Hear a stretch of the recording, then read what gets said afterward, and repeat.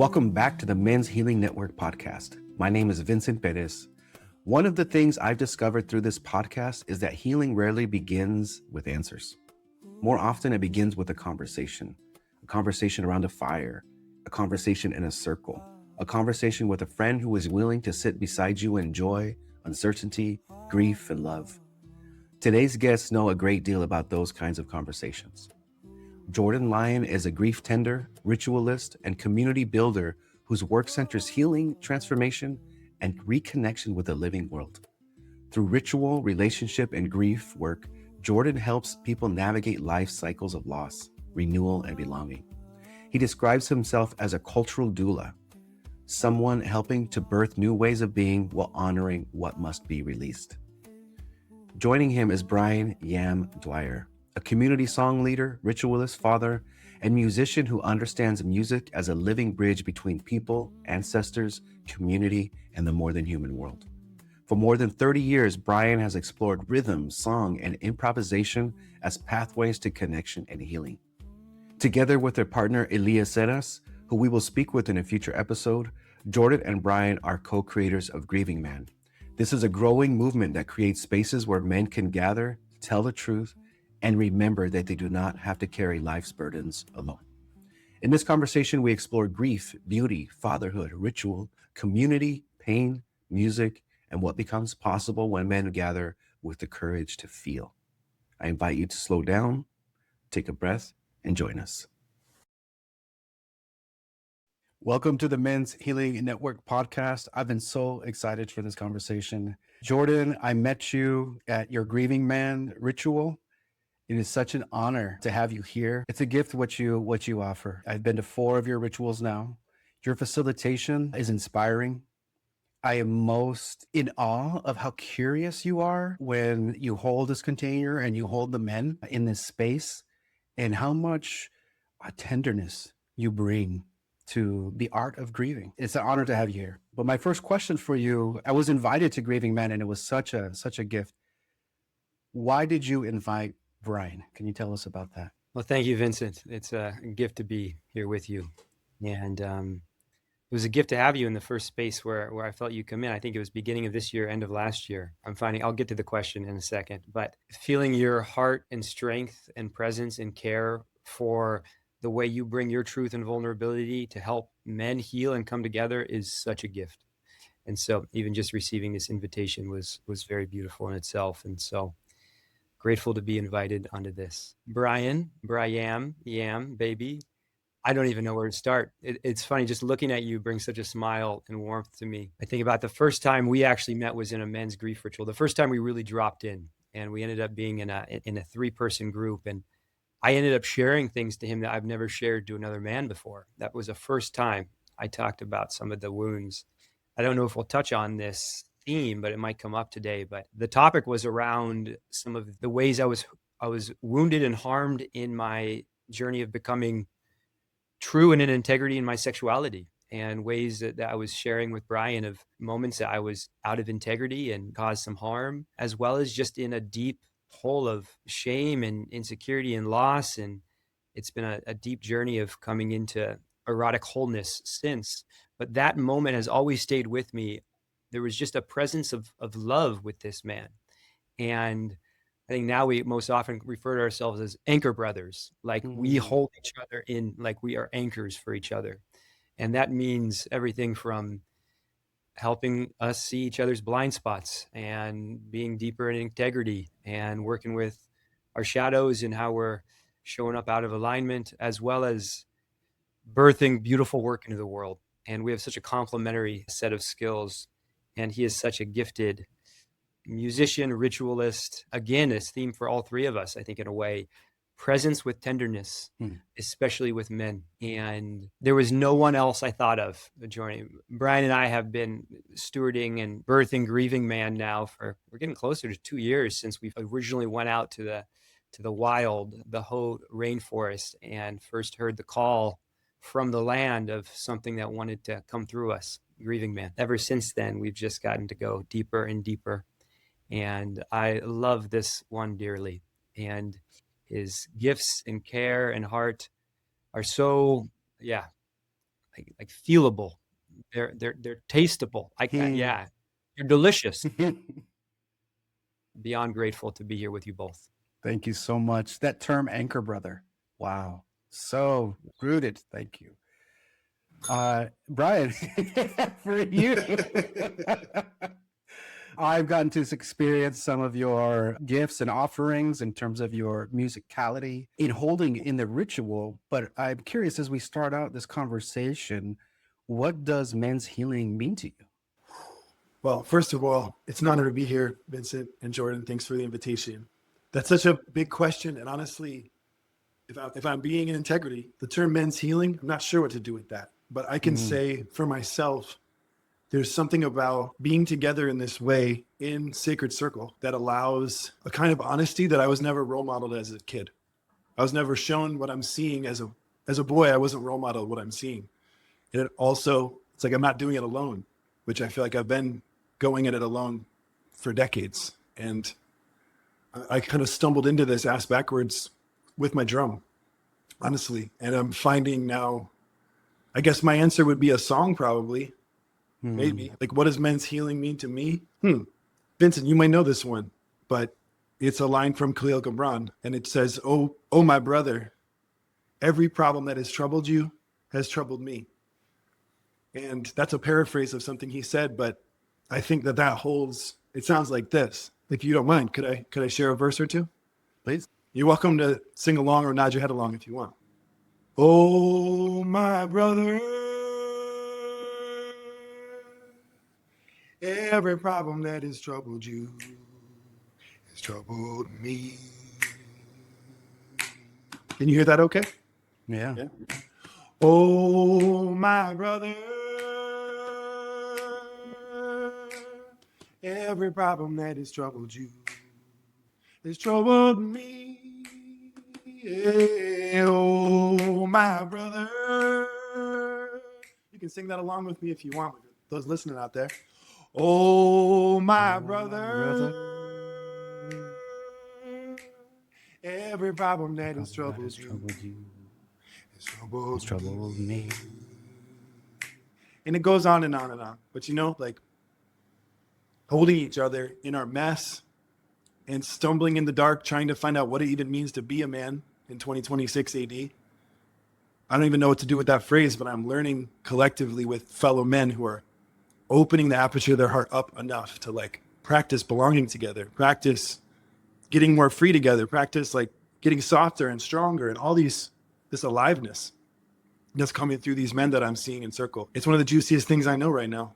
So as a man and an artist and a really glad dad of a 12-year-old boy, this is basic sanity. This is where I want to be. This is how I want to be with fellow men, role modeling this to each other. Like, what the fuck does it mean?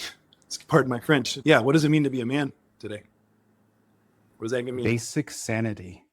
Basic sanity. There's something there I'm hearing around empathy, around a shared journey. Jordan, I noticed when I sign up for the rituals with you, it says, I don't know if I'm gonna get this exact, but you don't have to do this alone. Don't do this alone. And more than anything, I'm hearing even from your response, Brian, this is a shared journey. And that empathy and that likeness, right? That sameness is we're not alone. We are not alone. Jordan, I'm curious for you, what same question, what does men's healing mean to you? What resonates in Brian's answer? And what even sparked you? You said you were called with the land, but to even create Grieving Men and hold these spaces, 5-6 hour rituals. I mean, I know you have some weekend retreats as well, but I'm curious, where does this stem from? Thank you both. I think you're touching on a thread that goes deep and deep for me here. I don't want to throw these big words out there like patriarchy or white supremacy or colonialism or all the different isms or archies of archies and things, but there is an essence, I think, of soul severance, of separation, as well as individualization that is at the root of all of this. And this is the feeling that we're separate from the living world, separate from each other, even the mind separate from the heart and body. And I think this is at a lot of the root of how culture shapes and sculpts men today, of severing that connection. First off, from our emotions, from our bodies and our feelings. And this idea of this dog eat dog world that is competitive, comparative, and it's like we're fighting in a world of scarcity to prove ourselves to be worthy of belonging and love and resources to survive, livelihood. And in reality, this healing is around this coming back into togetherness, coming back into recognizing that, oh shit, the things that I'm holding, that I think I'm holding alone, that are unique to me, that make me feel fucked up and wrong and broken and dangerous. Actually, there's so many others who are feeling the same stuff. And on top of that, it's something much bigger than us. These are ancestral cultural wounds that have guided us to be in this position today. And in a lot of ways, I look at our men's healing as ancestral healing, as cultural healing. And it's come back into this level of embodiment and feeling.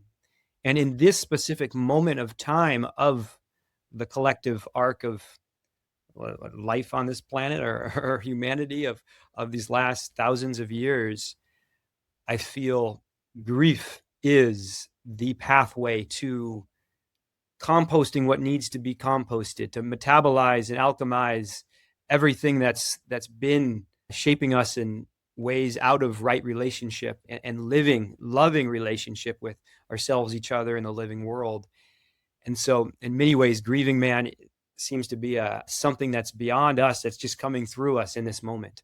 And grief being this place of where we get tenderized, of where we get shaped and come back into relationship with soul and something much bigger, our ancestors and community.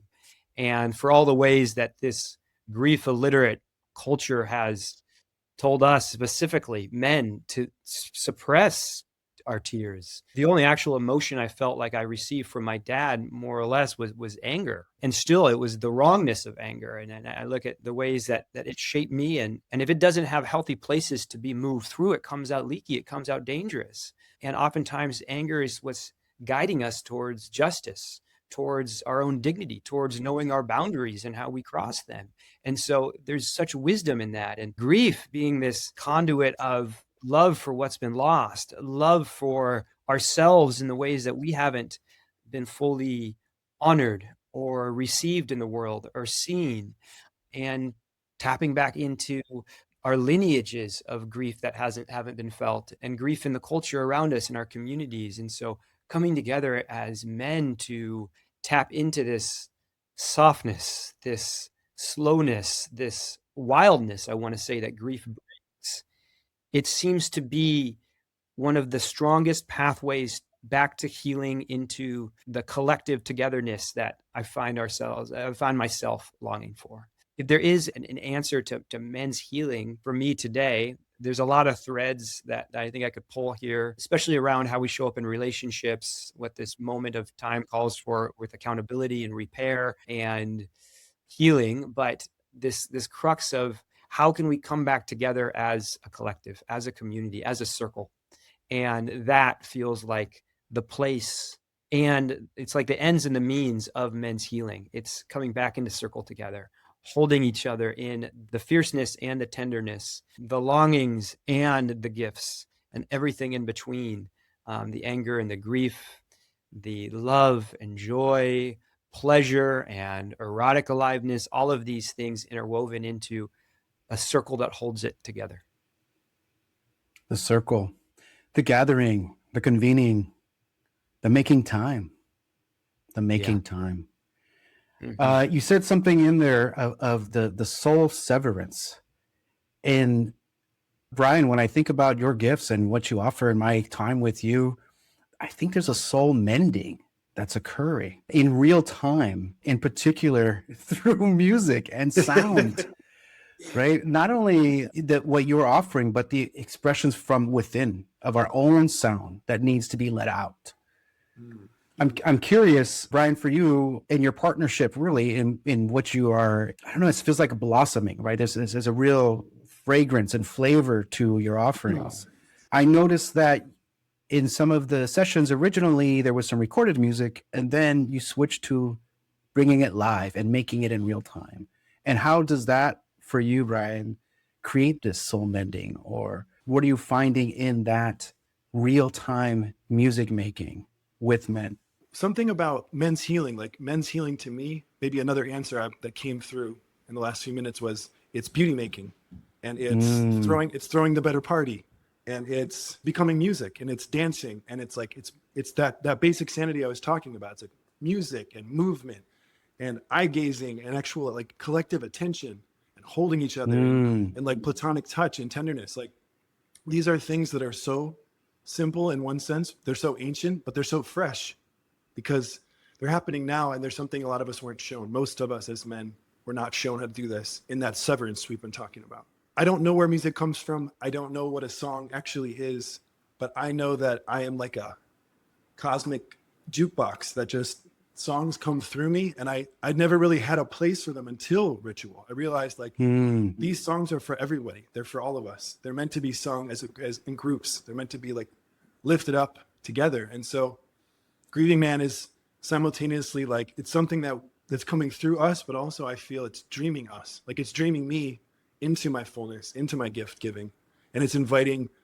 I love to be a walking invitation of just like I'm a permission slip when I'm with people saying, hey, whatever your voice is, whatever sound you have to make, whatever the expression, you can't grieve without sound. That's all it is. Most grieving is the wailing and the expression that comes through when we're feeling these big feelings. To me, music is just a great vehicle for expression and aliveness, and it wakes up all my cells.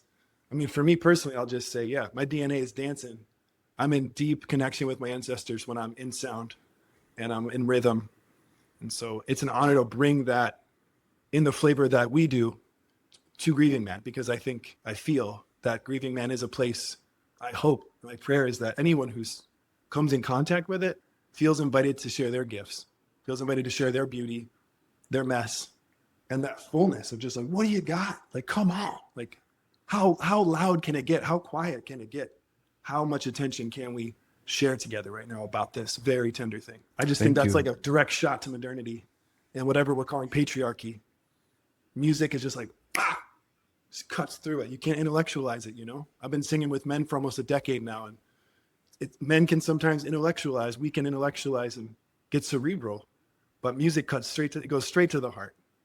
If you let it in, it's going to get you right in your heart, and it's love. It's like audible love. Audible love.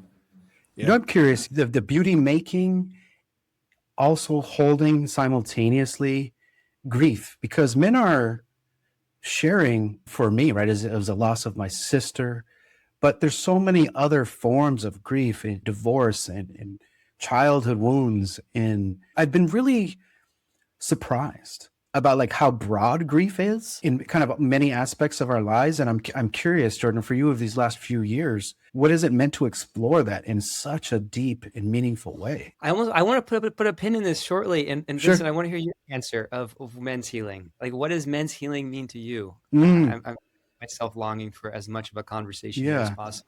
Even though I do have a tendency of I can be put on my soapbox very easily and start ranting about whatever else, and then I'll just want Yam to sing for me. But I want to hear your voice. You know, choosing the word healing was very intentional in the Men's Healing Network. But what I'm finding is resonating what you already said around the N in MHN and network. It seems the most critical. It's actually the connection points. It's actually being in relationship. And in this modernity, in all of our busyness and all of our screens and all of our times in our little bubbles in the cars, and seems less and less time to be present. I'm really grateful for even this format. You know, we're all in our separate spaces. We get to come together online in this way. And I've had some beautiful, beautiful work occur online. But what you're doing in person, in physical touch, being a huge component of that, right? So I think for me, ultimately, it's about those connections. It's about that mending, rewiring. I think in the metaphor of healing of the wound, right? If I cut my arm and there's a big gash and I do nothing for it, right? Maybe some rock that was all dirty and, it's going to get infected and might have to cut off my arm or it'll kill me, right? That infection will grow. I think that happens to our souls, right? And some of us never, ever clean it up. And what do? We clean it, right? We put on the salve, we wrap it up real nice. And the healing occurs naturally. We don't will it, right? It's like I concentrate my cells, do their thing, right? It just occurs when we create the conditions. And so more than anything, for me, men's healing means, what are those conditions? And I'm asking that question again and again. You all are creating those conditions. Embodied masculine, another outfit, I get to part of the real somatic work of going internal into the exploration of what's in my internal emotional landscape. Those are the conditions. Being in conversation. You know what I'm doing more and more over the last year and a half is voice messages with men on WhatsApp. So, make a phone call where always you have to be aligned and timing and people's work lives or whatever, but leaving a voice message that could occur or be dropped, right? Even for a few days go by, I can listen to it, I can sit with it, I can reflect, and then I can offer my response. So even those connections have been so rich for me. It's like a stream of consciousness. And so it comes back to that network, that connection, the actual coming together more than anything.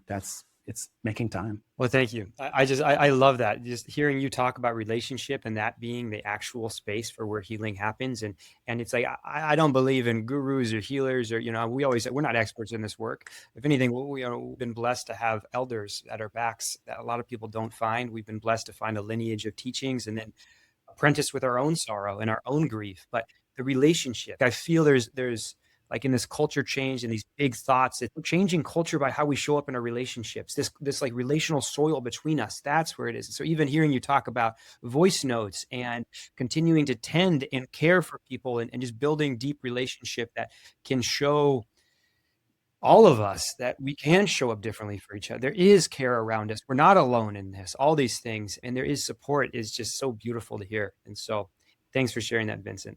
I'm happy to share a little bit of the grief story for you now too, if that's helpful, but I'm glad to hear your voice in here. Yeah. I do want to note our producer for this podcast, Tom, is somebody we share those voice notes quite often. And it has been such a gift. Yeah. Yeah. And you also mentioned something around like being the vessel, right? Being open enough so that the messages can come through from the land. So this is relationship with our fur babies. This is relationship with the natural world, right? It extends beyond our human connections into being in relation in totality. And for me, this touches on some of the other themes that Yam's been bringing in. We are also deep voice note buddies as well. And so I really appreciate you and Tom like that. These themes of beauty and music making to cultivate relationship. And I think specifically for the land I live on and the trees out here, I find myself singing with the songbirds in the morning. I find myself creating altars and sharing the beauty. The other day, I picked a wildflower bouquet, and I've been helping my mom move into a new place because my stepfather passed and she's coming to move closer.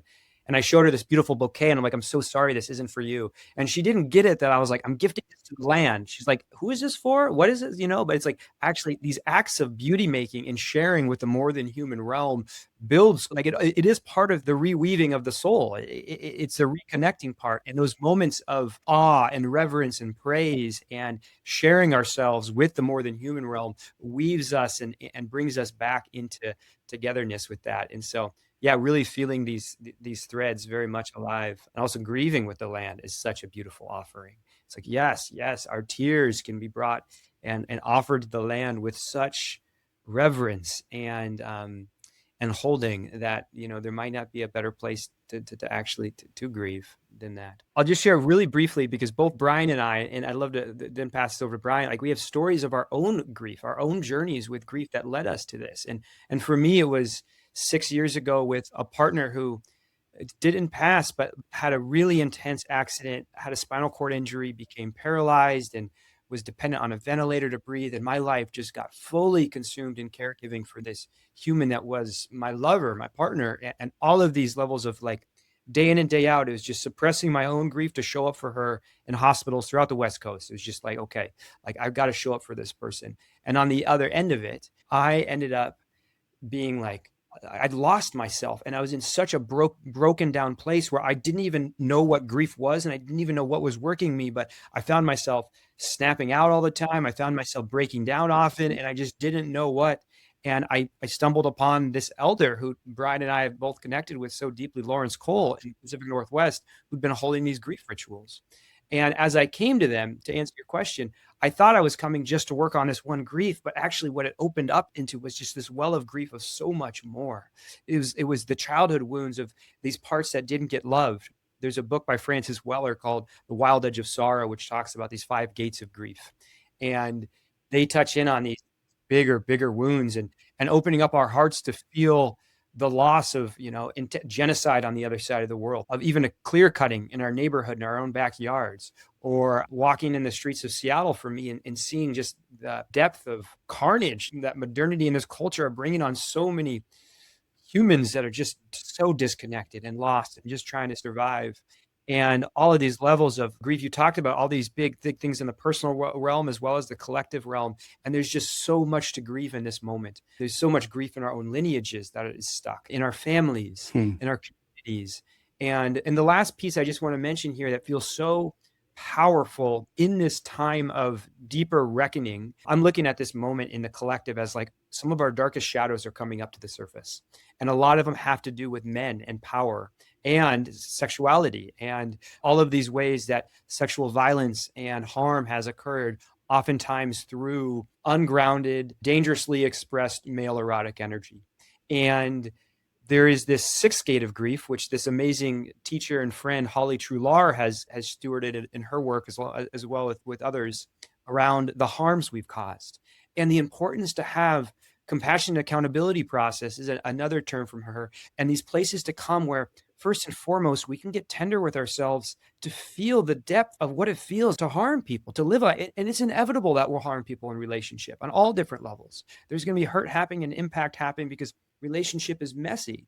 But this part of ourselves that can actually come to a place of grieving and feeling the anger, feeling the loss and the sorrow and the shame and the guilt, and being held in that, instead of this side of our culture, which is so into punitive ability processes or canceling or the fear, which actually stops men from taking accountability, to actually showing up in deeper relational repair processes, because it is safer for me to deny having caused harm and say, some other shit about what happened, than actually take accountability and actually collectively allow it to be a collective healing process, because I don't want to lose belonging. I don't want to go to jail. I don't want to do these things. And so actually, I'm finding my work going deeper into grief as a conduit to help us heal and show up better in accountability processes because of the grief around the harms we've caused. And that's something that is just so rich and ripe, with more and more men who are showing up in more depth, more honesty, and more realness in all the different ways. And so I'll stop there and pass it to Brian if Brian wants to share about his story with grief. And then I want to hear a song. If you got a song. How about a song first and then a share? It's a freshie. It's just a single line. There's going to be more to it, but I just songs kind of work me for a little bit before they give birth to the next part. And it just says, role model to me what it means to be a man. And it just goes, role model to me what it means to be a man. Role model to me what it means. Role model to me what it means to be a man. Role model to me what it means. Yeah, and so on. There's more to say, but I would say my road in is first and foremost because I'm a dad. Right now, my son just turned 12 a few weeks ago. He is at the threshold. It's such a magical time. And it's also, as a father in this moment in time, with this many screens everywhere and all the information that's ever been recorded by humans right here in a little rectangle, I can say I've never needed other friends and men more, like more uncles, more cousins. I don't have my birth family around me. I've moved like so many of us from where I was born. And so I long for a culture where I can invite my son into saying, this is what it means to grow into being 12, into being 13, into being 25, 85, what it means to just be you right now. Like, I can't teach him anything if I'm not actually actively personifying and practicing myself what it means. So that takes me back to the crash course where I didn't even know what grief was. I didn't have a word for it. This could be its own conversation, its own thread on a podcast, but I'll do my best to just distill down that I found myself as a brand new father. I was 6 months into being a brand new dad. I was so excited. And out of nowhere, life completely I felt like T-boned. Like I was going on a certain road and life just came along. The universe was like, and cancer. Like, your 6-month-old has cancer. And there's tumors growing in his eyes. And I was living in Philly at the time. I'm from New York State. But I can just tell you that the following years of that moment, as a brand new father, the excitement, and then the devastation of I could lose this child right now, and I have no idea how to help him. And then being like exposed to it's hard to even talk about, but how broken down our systems are to take care of each other. How broken, modern medicine, I'm thankful that my son's alive because of modern medicine. And also it just opened me up to a whole ocean of suffering of other people, seeing how poisonous and harsh these medicines are that doctors give children. It broke me in half, and I had no one to talk to about it. None of my friends understood what I was going through. I didn't even understand what I was going through, but I had feelings that I didn't know what to do with. I would say at that point, it kind of snapped me. And 12 years later, I look at myself and I'm like, whoa, thank the stars, thank the universe that there are other people who want to grieve together. Because I held that grief alone for so long, tried to share it, but I didn't realize grief can only really be transmuted and moved collectively.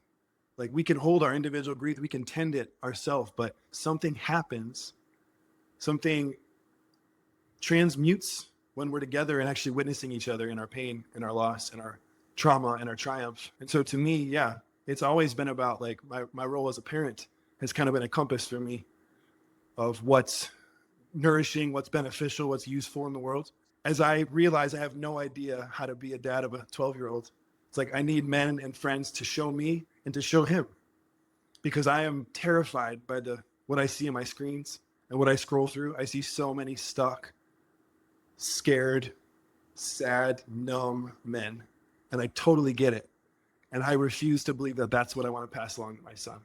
I know a more vibrant world because I live among men who show each other and practice together what it means to create vibrancy and beauty and aliveness, and to sob together when we lose, even the loss of his childhood. I'm learning on a very personal scale. It's grief can just be the loss of childhood into adulthood. It can be me as a dad saying, oh, I miss my little boy. I miss that little guy who I could hold. There's grief there. And to be held in that, to be welcomed in the fullness of my expression around that, in this nonlinear journey of grief. What else could a man hope for in this world right now? I'm so grateful that I have you all in my life and others that are trying to open that aperture up and be I want to feel more. I want to be more alive than I was shown, that I was conditioned to believe. So I don't know if that answered your question, but we need more glad dads in this world. To me, that's a response to patriarchy. We talk about disrupting it and breaking it down, but I'm well, at its root, the word pa, it's that's an old sound. And the more glad dads and glad brothers and glad friends and cousins we can have in this world, actually helping show each other how to do it, that's a pretty good antidote to this cultural amnesia that I inherited in the suburbs of New York. What's fascinating to me is you're talking about the glad dad, the joy, the connection, the beauty amidst or while or their cousins with the pain, the suffering. I don't know, what's emerging for me is this idea of slowing down and being in relationship with pain, being in relationship with suffering, which is I look at my own life, right? All the numbing I've done, all the running away from the pain. There was a great bit of denial for 7 years. I couldn't even look at an image of my sister. 7 years. And I look back at that and I regret that. I regret that I missed the time to honor her, even if it's painful. She was blind since birth, and she's my whole narrative. She taught me. I was a teacher. I taught her how to tie her shoes and how to clasp buttons and how to ride a bike. People couldn't believe she was blind. Taught her how to write, and she was 9 and I was 14. So she gave me my vocation. But my wife and I were in the mall. I think it was around the 7th year, and there was a person using a cane, and it was such a trigger. I literally fell to the ground in the moment. I could not. It hit me. It was so heavy. I was carrying it for so long that the weight of it just stopped me in my tracks, and I'm sobbing on this, stone floor that, cold. And as I consider, I don't want to call it a service. I don't want to call it a gift. Your offerings here, but what is the teachings of pain? And even Brian, now you're talking about I kind of grieved the little boy. Oh, they were 3 And then they're 5, and I kind of miss that 3-year-old. And then they're 7, and then I kind of miss that other piece. And like we continually have to let go of those periods. I'm now a grandfather, and so even for my grandson, as he's coming and he starts to walk, and he's so different in just a few months, right? It's all that's happening in our brains, the development, that they're no longer that other person they were. And so we have to grieve that as well in a joyous way to see the development and growth. I'm curious for either one of you where you want to take this around being in relationship with pain. It's okay to feel pain. It's okay to feel you. It's okay to feel pain. It's okay to feel. Oh, that's the words of my co-parent Yin friend. It's a song she sings, and I'll just pass the ball to you, Jordan. Come on back to me, but I'm tapping the ball to you. Catching it over here. Oh, this is such a juicy, good moment and topic. And Vincent, thanks for bringing in and weaving the story of your sister there too. That means a lot to be welcomed into this space. There's something here really around supporting men to be, and even just, my own journey of being more resilient and comfortable in the discomfort, in the pain, and staying with it. And staying with it because there's something that it works us, it tempers us, it alchemizes us. It's part of this reconnection with soul. It's part of this like reweaving back from the individualized self into the togetherness and being with it and opening up with it, being in relationship with it. You asked the question so beautifully, like that is it right there. And I'm finding myself wanting to go down this quick rabbit hole of noticing these trends that often happen specifically with men when intense feedback is given or someone shares impact or something that makes someone feel the pain of another or discomfort in their body or even sitting with their own pain. And these different ways of sometimes I watch people collapse. It's like they get lost in the shame. They get lost in the wrongness of it. They get wanting to disassociate from it. And it could be, going into numbing things and addictive patterns, substances, porn, so many different things, to food, to just disconnect from the from the pain and not just be present with it. But this moment of like collapse and like the shame spiral, for instance, like it's all interwoven together. There's another side that I've noticed, like there's almost like a rubber band snapping back of like an intense anger, like an outburst of like pushing it out and actually like blaming something or getting angry or a big type of projectile shit like just gets put out there. And it's like, oh, I'm going to I don't feel good about this discomfort, the pain, and I'm going to make myself not feel it by attacking something else. And oftentimes that is someone else. And I'll specifically just weave in this thread of, we have an amazing integrity council with Grieving Man full of non-binary folks and women. And I feel so blessed to have so many women around me, sculpting me and guiding me and teaching me. And one of the most common pieces of feedback I hear from women about not feeling safe to even give criticism or just share some of their more tender parts or just feel safe enough to even be held in their anger, whatever it might be. It's that the way that's often received by a man is either collapsing or attacking back. And those two things are being a place of like, no, actually, can we sit with the pain and discomfort of others in ourselves and just be present with it? And there's something there that just feels so, so important. And there is that alchemizing nature of pain and the need to work with it. This is making me think of this quote from Martine Prechtel of like, when in doubt, create beauty. And it can be a place of us channeling that. And it can be from music and art and presence and all the different things. The other place, and this is my own pattern that I've been recognizing, and it touches on the theme that you brought in, Yam, of the cerebral man, staying up in the head. And it's that I've actually realized that I can come to a place of trying to, alchemize pain too quickly and get to the place of like, oh, it all happened for a reason. Oh, this leads to now this, and I have this kind of moment, or some framing of like, there's a lesson now out of it.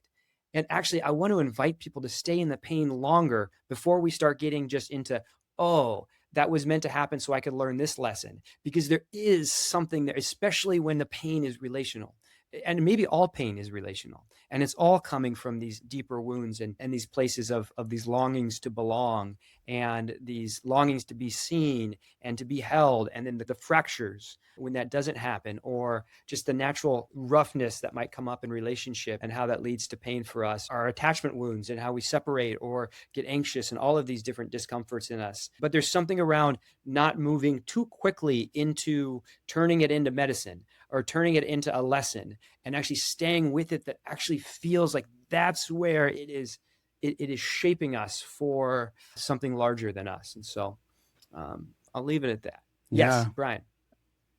Well, firstly, thank you for all those wisdom jewels.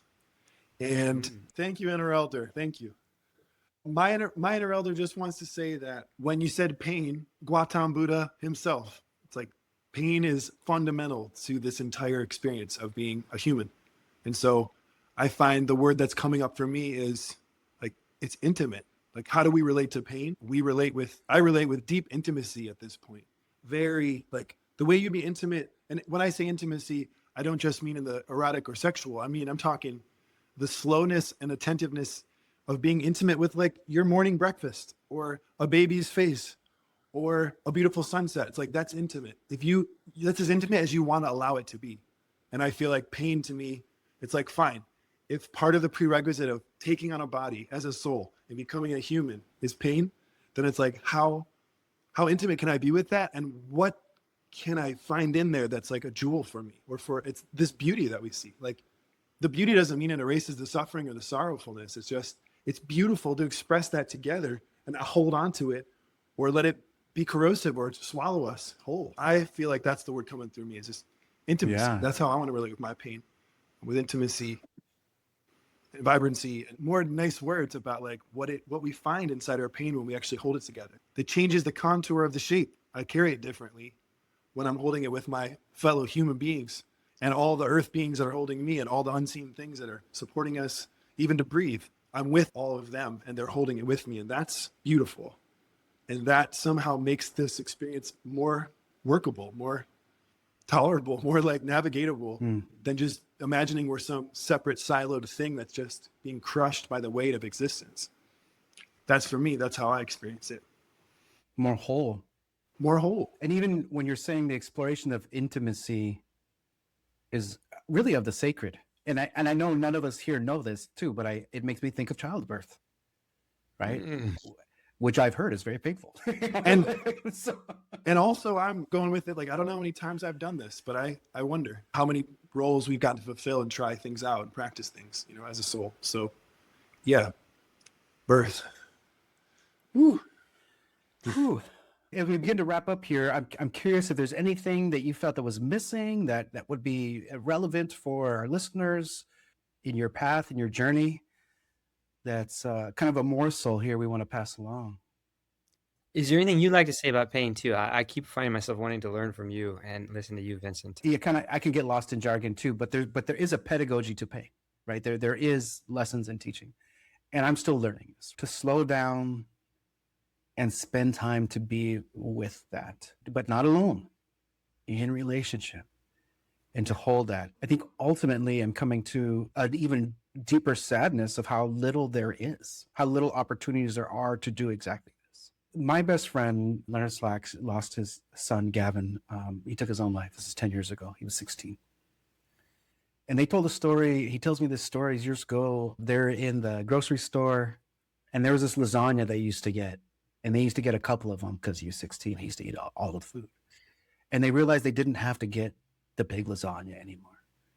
And there's him, his wife Tiff, and the other boys, and they're just in a puddle in a grocery store crying in the frozen aisle because there's no other spaces for us. So the fact that you are creating these spaces, that you're living out this vocational kind of calling, and the fact that I've got to come across you all, and just my paths have crossed you, and then we, hopefully we share this more and more, but it's almost like what's the church of pain? Like, where's the space that we go to, the altar? And I think so much of religion just doesn't honor that anymore. I think there are some roots that have really figured out how to be with that. And even as you mentioned earlier, I mean, nearly daily, I feel genocide.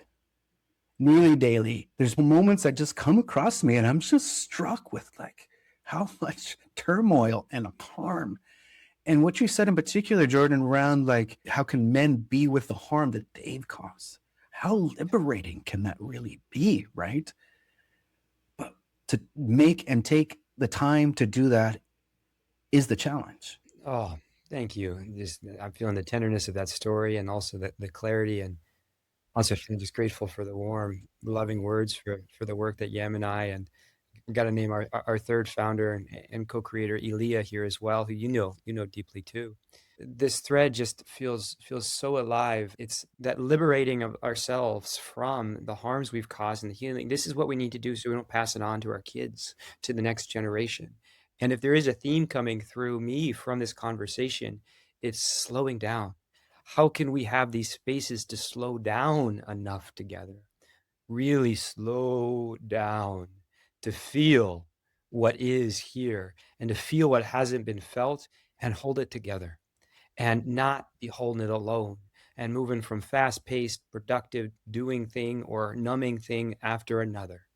And whether it's your phone or a bottle or work or whatever it might be, sex, who knows? It's like, how can we slow down enough to come back into the spaciousness that's naturally there when we attune to what's inside with others and that realm? And so this slowing down, these other themes coming up to me around like this deep grief of loss of village, this deep grief of loss of our rites of passage and initiatory journeys. And again, grief is that, as Francis Weller is a rough initiation often.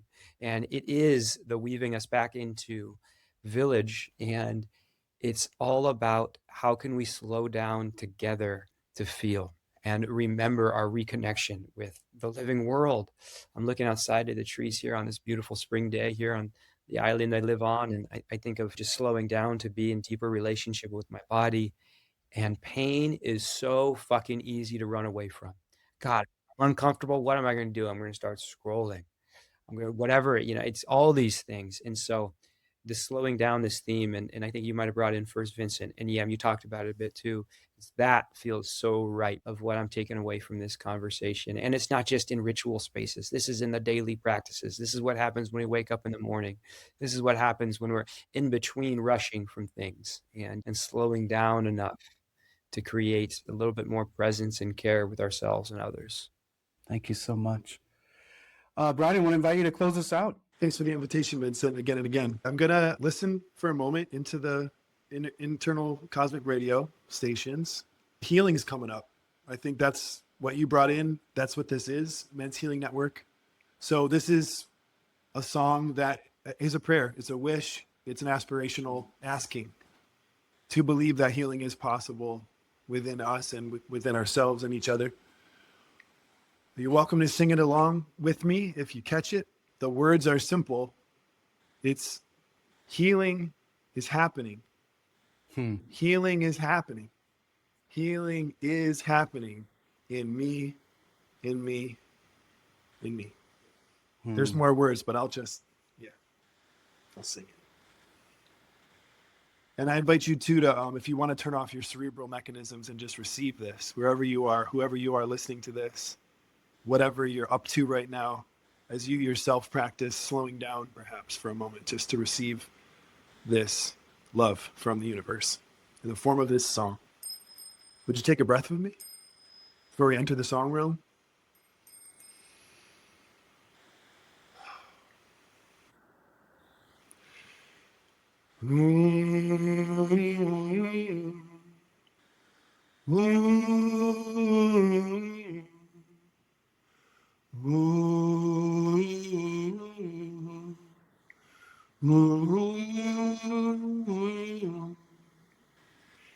Healing is happening. Healing is happening. Healing is happening in me, in me. Healing is happening. Healing is happening. It's possible. Healing is happening in me. I am asking for help. I am willing to receive help. I am asking for help. I am willing to receive. I am asking for help. I am willing to receive help. I am asking for help. I am willing to receive. And you can imagine like being in a circle with like 30 men, and they come from all different backgrounds and lineages and just all kinds of places. And they're all like, we are asking for help. You can sing it if you want. We are willing to receive help, whoever you are. We are asking for help. We are willing to receive to the ancestors. We are asking for help. We are willing to receive help. We are asking for help. We are willing to receive. We are willing to receive. We are willing to receive. That healing is happening. Healing is happening. Beauty is happening in me.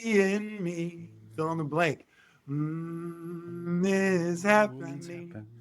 Is happening. Is happening in me.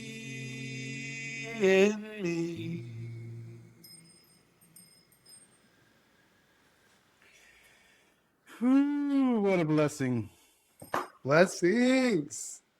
I'm so grateful for you too. Thank you for making time. Thank you for making time. Grateful to you. Thank you for doing Deep this. bows, Thank you for Vincent. all the ways you show up in your word. So appreciate you, Vincent. As I sit with this conversation, one phrase continues to echo in my heart. We are asking for help. We are willing to receive. There is something profoundly courageous about that. Not because asking for help is weak, but because so many of us were taught to carry everything alone. Jordan and Brian reminded us that healing is not a solitary act. It happens in relationship. It happens in community. It happens when we create enough space to feel what has been waiting to be felt. Throughout this conversation, we explored grief, not as something to avoid or fix, but as something that can reconnect us to ourselves, to one another, and to the living world around us. We talked about slowing down. We talked about beauty. We talked about fatherhood, friendship, music, ritual, and the simple but transformative act of gathering together in honest human presence. If there's one invitation I'd leave with you, it's this. What might happen if you gave yourself a little more time to feel? What might happen if you reached out to someone you've been meaning to call? What might happen if you stopped carrying something alone? Thank you for spending time with us. Thank you to Jordan Lai and Brian Yam Dwyer for sharing their wisdom, their stories, and their songs. And thank you for being part of the Men's Healing Network. The Men's Healing Network podcast is brought to you in part through the support of Choice Regional Health Network, whose commitment to community well-being helps make this work possible. Our podcast is produced by Tom Kepler. A special thanks to Dee Enriquez for her logistical and marketing expertise. Until next time, may you remember that healing is possible, connection is available, and that you did not have to walk this path alone. Blessings to you and yours.